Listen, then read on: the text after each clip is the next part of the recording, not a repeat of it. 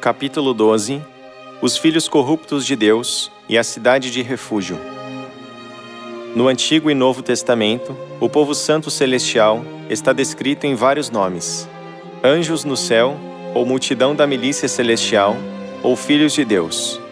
Assim como no nosso mundo humano, no reino celestial, há um rei, bem como subordinados, e há oficiais, bem como soldados e o povo. Por isso, a milícia celestial e anjos são títulos dos que receberam a missão como os obreiros de Deus, e os filhos de Deus se referem ao povo santo do céu. Mas isso não significa que a milícia celestial e os anjos são diferentes dos filhos de Deus, mas estão na mesma posição porque todos juntos foram criados com o fôlego de vida de Deus. Por esta razão, quando ressuscitarmos, estaremos na mesma posição que a dos anjos. Está escrito. Lucas capítulo 20, versículo 36. Pois não podem mais morrer, porque são iguais aos anjos e são filhos de Deus, sendo filhos da ressurreição. Mas esses espíritos preciosos pecaram, enganados por Satanás, e vieram à cidade de refúgio, como prisioneiros, ainda não condenados, esperando a graça de Deus. Por falar na cidade de refúgio, na lei de Moisés, há 6 cidades de refúgio, dentre as 12 tribos de Israel, nas quais qualquer um que tivesse matado involuntariamente podia refugiar-se para não morrer nas mãos do vingador de sangue. Se um homem morresse golpeado durante uma briga, o outro certamente seria culpado de homicídio. Mas se alguém matasse involuntariamente, sem motivo de queixa ou contenda entre si, e fugisse para a cidade de refúgio, antes de ser capturado pela mão do vingador, podia preservar sua vida. Mas, mesmo se o homicida fugisse para a cidade de refúgio, se o seu pecado fosse provado, obviamente, depois de uma minuciosa investigação, fazia-se contato com os anciãos da cidade de refúgio e o capturava para ser punido. E a respeito do tempo em que os refugiados ficavam na cidade de refúgio, era até morrer o santo sumo sacerdote, ungido com um óleo.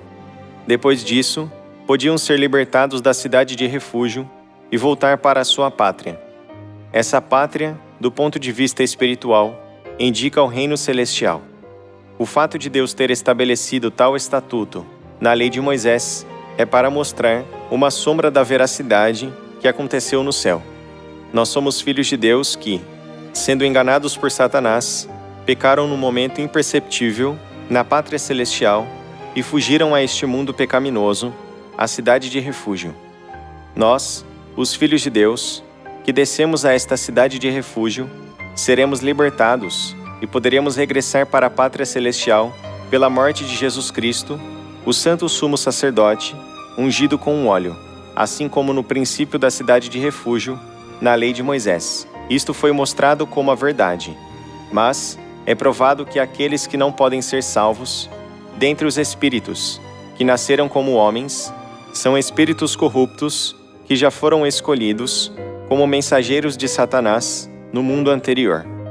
Eles se juntarão a Satanás e farão o papel de mensageiros de Satanás que afligem o povo de Deus. Está escrito. 2 Coríntios, capítulo 11, versículo 14. E não é de admirar, porque o próprio Satanás se transforma em anjo de luz. Não é muito, pois, que os seus próprios ministros se transformem em ministros de justiça. Estas palavras significam que dentre os anjos corruptos e os filhos de Deus, os espíritos que já estavam sob a mão de Satanás nasceram como homens e agem como cristãos. Além do mais, ainda que haja inúmeros espíritos, os espíritos cujos pecados foram completamente revelados, não podem nascer como homens. Esses se oporão à obra do Evangelho como mensageiros de Satanás até que venha o juízo final. E quanto ao mundo anterior, o profeta Ezequiel escreveu sobre o estado do rei de Tiro, quando ele estava no reino celestial, antes de nascer neste mundo, como segue. Ezequiel capítulo 28, versículo 12. Filho do homem, levanta uma lamentação contra o rei de Tiro e diz-lhe: assim diz o Senhor Deus, tu és o sinete da perfeição, cheio de sabedoria e formosura. Estavas no Éden, jardim de Deus. De todas as pedras preciosas te cobrias, o sárdio, o topázio, o diamante. De ouro se te fizeram os engastes e os ornamentos. No dia em que foste criado, foram eles preparados. Tu eras querubim da guarda ungido, e te estabeleci. Permanecias no monte santo de Deus, no brilho das pedras andavas. Perfeito eras nos teus caminhos, desde o dia em que foste criado, até que se achou iniquidade em ti. Na multiplicação do teu comércio, se encheu teu interior de violência e pecaste. Pelo que te lançarei, profanado, fora do monte de Deus, e te farei perecer, ó querubim da guarda, em meio ao brilho das pedras. Isto mostra que não apenas o rei de Tiro, nos tempos antigos, mas também hoje em dia, todas as pessoas importantes deste mundo estavam em uma posição preciosa no mundo anterior. Quase todas as pessoas nascidas neste mundo são anjos que estavam em meio a tal glória. As pessoas que pervertem a Bíblia dizem que o homem foi feito por um pouco menor que os anjos. As palavras "fizeste-o por um pouco menor que os anjos" podem se aplicar à nossa vida humana em geral, incontestavelmente, mas na verdade se referem a Jesus que veio a este mundo. Então, como pode aquele que é feito por um pouco menor que os anjos existir como Deus? O fato de o Filho do Homem se fazer por um pouco menor que os anjos corresponde ao período quando a sua divindade estava vestida de corpo, a forma de pecador. E Jesus não falou a não ser por parábolas. Pregou o mistério do reino dos céus com parábolas e não falou nenhuma parábola que fosse diferente da realidade. A respeito do princípio profundo do mundo angélico, disse com as parábolas como segue. Lucas capítulo 15, versículo 4. Qual, dentre vós, é o homem que, possuindo 100 ovelhas e perdendo uma delas, não deixa no deserto as 99 e vai em busca da que se perdeu, até encontrá-la?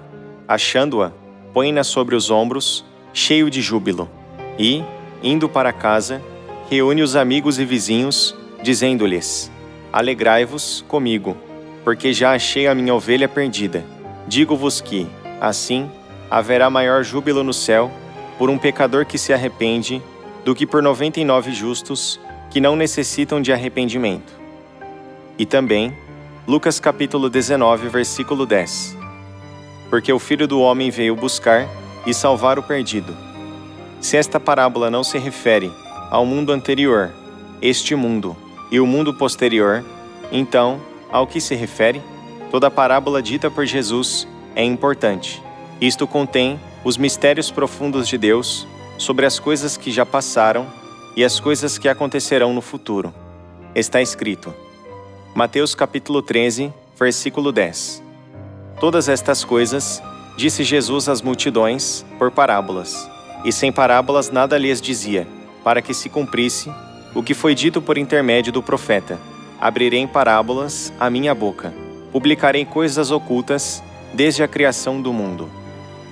Portanto, todas as parábolas ditas por Jesus revelam mistérios escondidos desde a criação do mundo.